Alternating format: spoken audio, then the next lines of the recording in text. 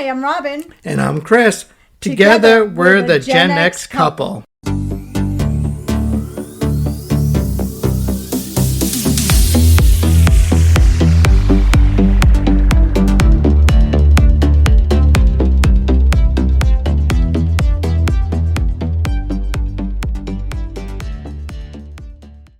Hey guys. Take one. Hello, everyone.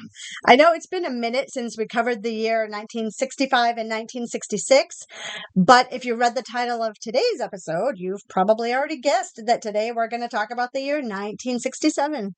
That's right. If you recall, we decided that we're going to dedicate an entire episode for each year that fell during Generation X. And 1967 is the third year of Gen X. Yep, Generation X ranges from 1965 until 1980, and today we're setting our time machine for the groovy year of 1967. 1967 was a year of revolution, rebellion, and remarkable achievements.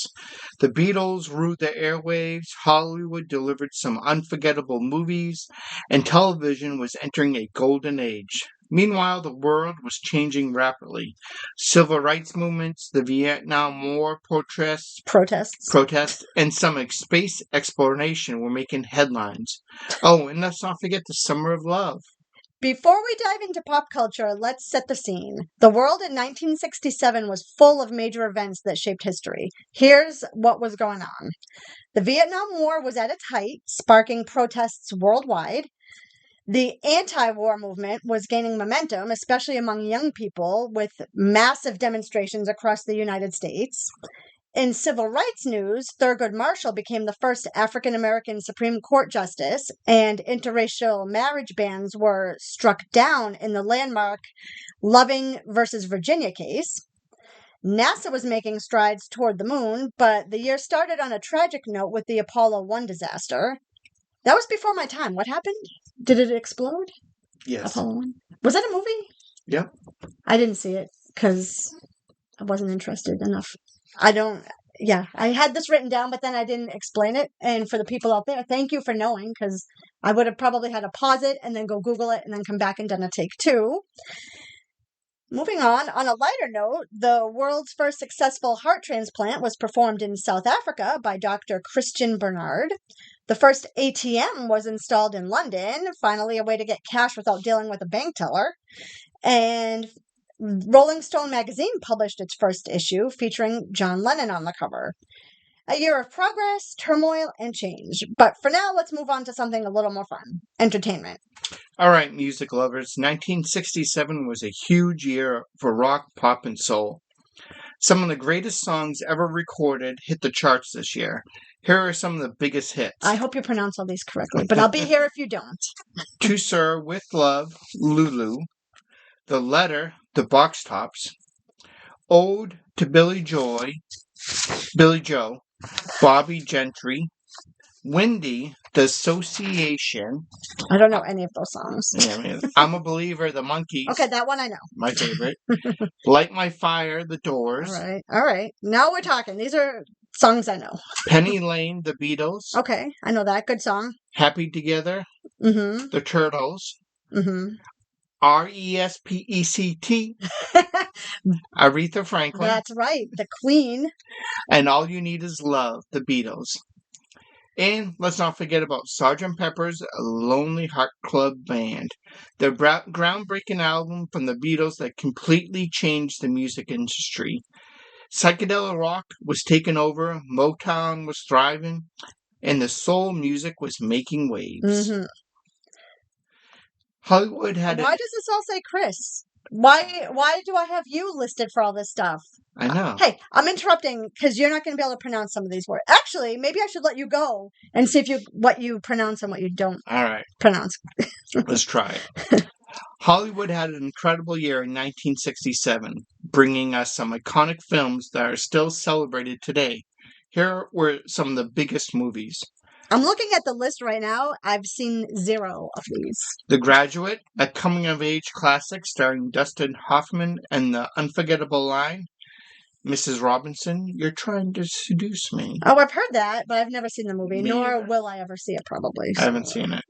Bonnie and Clyde, a groundbreaking film with Faye Dunaway and Warren Beatty that revolutionized crime dramas. Yeah, still not going to see that one either. Guess Who's Coming to Dinner? A powerful film about interracial marriage starring Sidney Portier. Spencer Tracy, and Katharine Hepburn. Okay. Cool Hand Luke, Paul Newman at his absolute best in a prison drama that gave us the famous line, "What we got here is a failure to communicate." Oh, I've heard that line. Yeah, me too. I've never once heard the name of this movie in my entire life. Although I have heard of Paul Newman, but I don't think I've ever seen a Paul Newman movie. In the Heat of Night, another Sidney Poitier classic. In the Heat of the Night, and it's Sidney Poitier. Classic that addressed racism in America and gave us the unforgettable quote, "They called me Mr. Tibbs. And I've never heard that quote. I only know because I did the research on this. I've never heard that quote, though. And meanwhile, Disney was still going strong with The Jungle Book, and James Bond was at it again with You Only Live Twice, starring Sean Connery. Maybe controversial, maybe not. Sean Connery was the best James Bond. Agreed. Also, I didn't know The Jungle Book was that old. That is pretty old. That's pretty old. I didn't know. Somehow I thought it came out during our lifetime, but I guess not.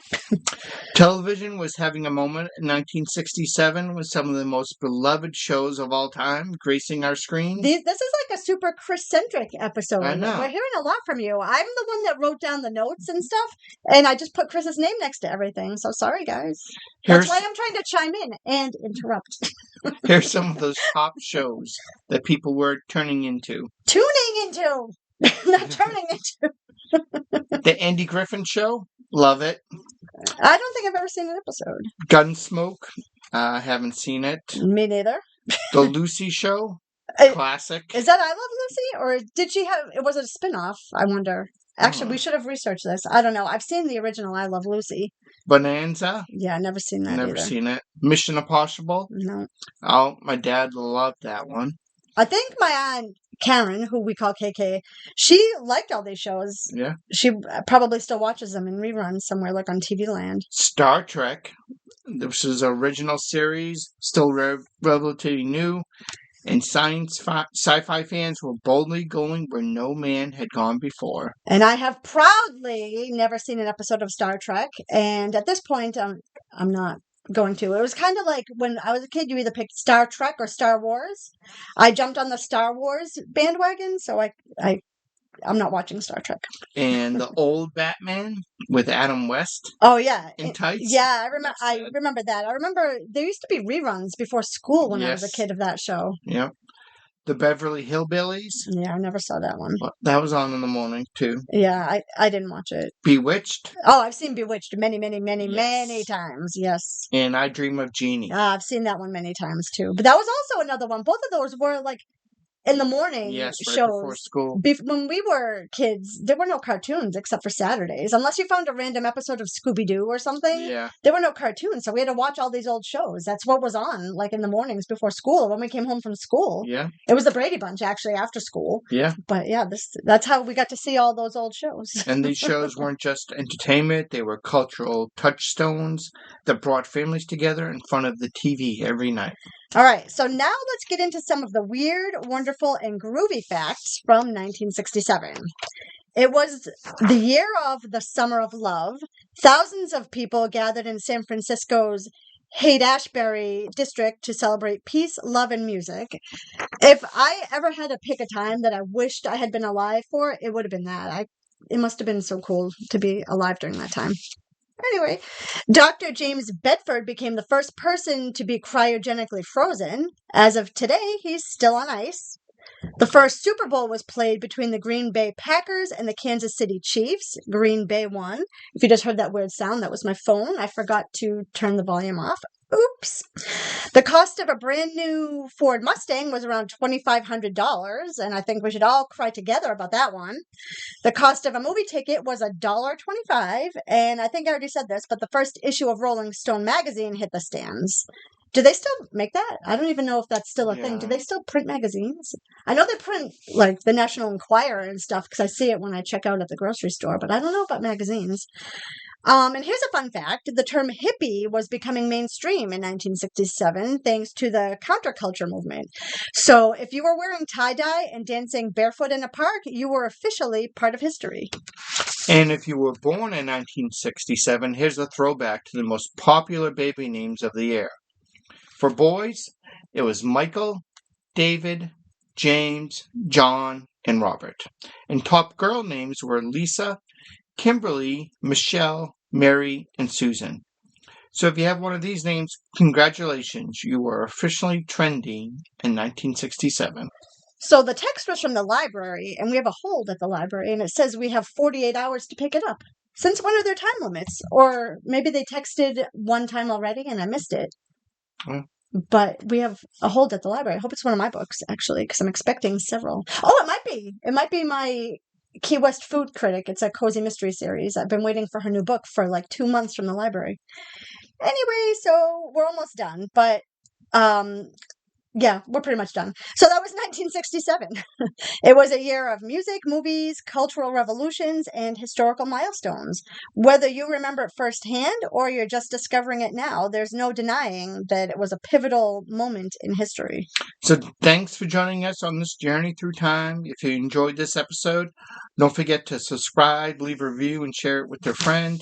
And let us know what's your favorite part of 1967. And leave us a comment or on social media somewhere. I think my favorite part would have been the hippie movement had I been around during that time. I'm going to have to go Star Trek. Of course, I knew that. Until next time, see you later, alligator. In a wild crocodile.